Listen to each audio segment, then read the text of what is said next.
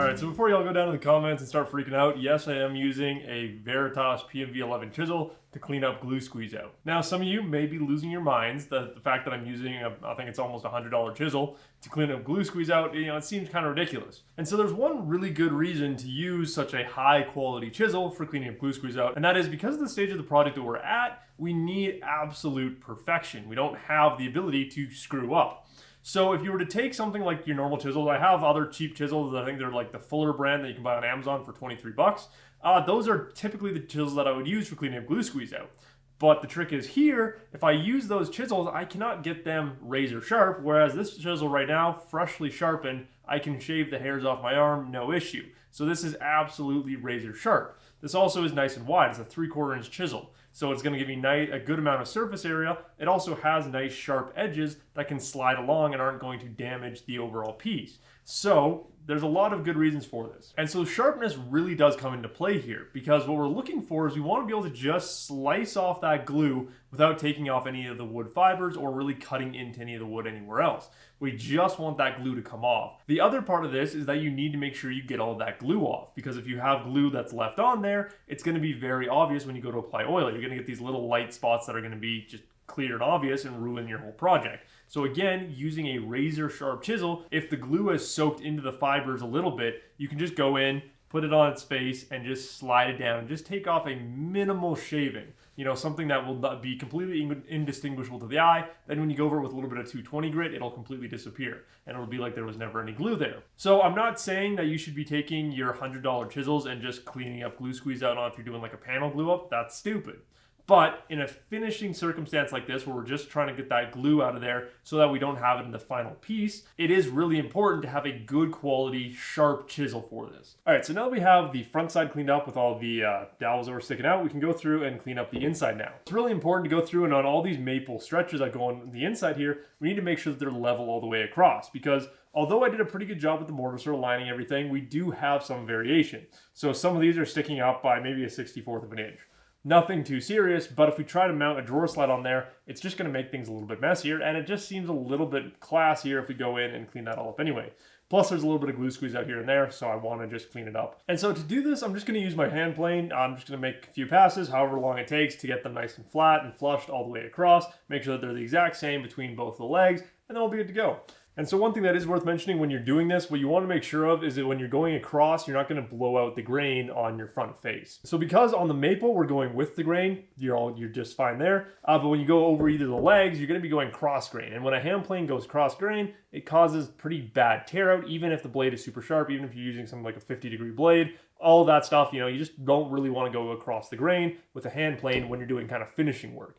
When you're roughing out, that's exactly what you want to do. But in this case, we don't want to blow it out. So what I'm going to be doing is on some of these maple pieces, I'm just going to be going against the grain. And I'm going to be making sure that I'm always starting from the front and pushing to the back. Because at the front of the cut, you have a lot of control. Whereas at the back, you can kind of lose control sometimes. And so if I blow out a little bit of material on the back side of my panel here, I don't really care about that. It's never really going to be seen. But if I blow it out on the front, that's going to be very obvious, very hard to fix, and just kind of overall kind of annoying to me personally, because I'm going for something that looks pretty dang good here. Then when I'm done cleaning up on the maple, then I'll go through with my random orbital sander with some 220 grit on it and just clean up all these interior faces, make sure they're looking all good too. Because when you pull out the drawer, you may see inside here, so you may see some of this maple. So again, I just want to make sure that it looks as good as it can.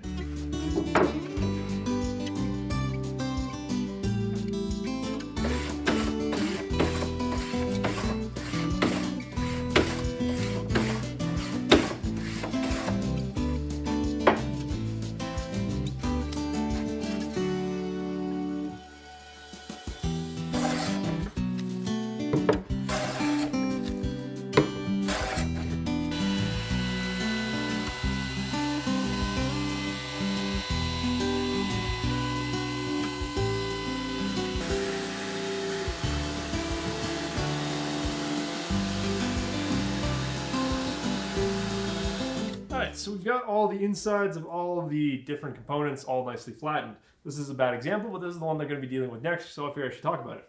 Anyway, so all the maple parts are completely flat across, and then I've gone through and just double checked on the diagonal that everything is mainly flat. The best way to check this is to just put it on the table saw. If you have a decent table saw like I do, just put it on the top. As long as everything on your table saw is flat, this should reference as flat too. You can check for a little bit of twist in that. Also, if there is a little bit of twist, it's not a big deal. If it's rocking back and forth, you've got if you've got more than, I'd say, 1/4 inch of twist to it, you're gonna have to try and play around with that, try and fix it. But for me, I had barely any twist at all. So now the last thing we can do before we can start working on the long parts of all these dressers is to finish off the side panels. So on the tall dresser here, we're gonna be putting in a side panel in this area here, just to cover up the inside of the side panel. Because we're gonna have a small cabinet on the right-hand side of this dresser, and so we wanna have a place where we can put in some shelf pin holes and all that. So we need a nice, strong, stable surface in this area here. The other panels we're going to be adding in is going to be going in this middle area here. So I had this realization when I was cleaning these up is that I need to cover up this area, the inside panels here. Because initially in the design, I just left it open because I thought the inside might look pretty good. You'd have some walnut showing through, it might be a little more interesting. But now that we've gone through and kind of made this inner area a little bit ugly, we want to make sure we're covering it up.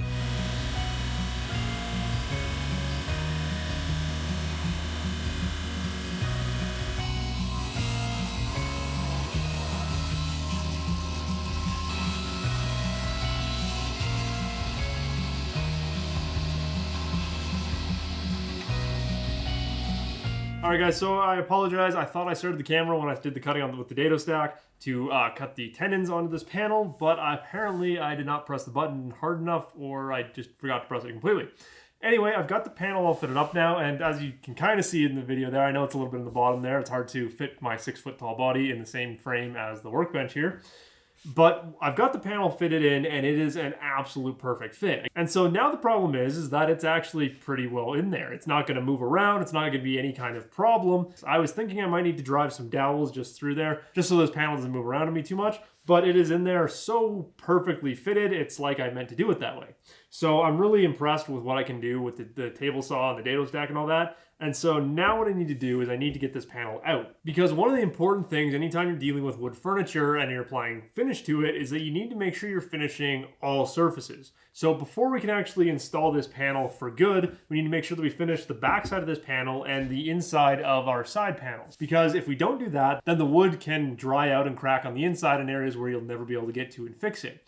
And so what I'm going to do is I'm going to get this panel out. We're going to get 1 coat of oil on the back side of this and on the top inside area of this side panel. And then we'll just leave it for a little while, wipe the excess oil off just like you normally would. Then we'll put this panel back in. That oil that is in there will slowly cure up over time. I don't care if I leave it a little bit oily. In fact, it's good if I leave it that way because I'm only going to be applying that 1 coat of oil in there so that can act as whatever I need it to be in there. What I'm going to do with this panel is because it's such a good fit and I don't actually have to mount it in place, I'm not going to add any glue to it because I really don't think I need to. I've been hammering on this for the past couple minutes here and I've maybe been able to move it 3 inches up. So it is a really, really good fit, and with everything else we've got going on here, we've got enough stuff holding this whole side panel together.